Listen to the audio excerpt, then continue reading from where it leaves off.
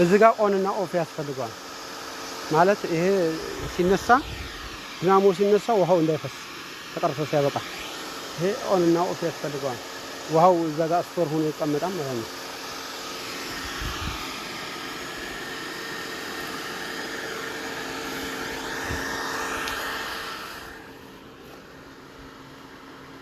አጨዳ እንዴት ነው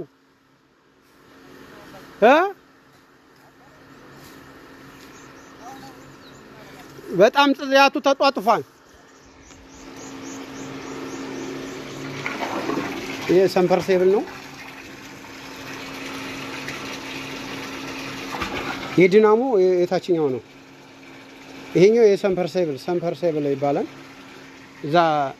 ውሃ ፓምፑ ጋር ገብቶ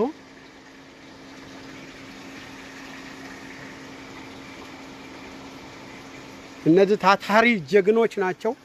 ያው እንግዲህ በጧት ነው የገቡት እንግዲህ እስካሁን ድረስ አልወጡም ለምሳ አሁን እንግዲህ ምሳ ደርሷን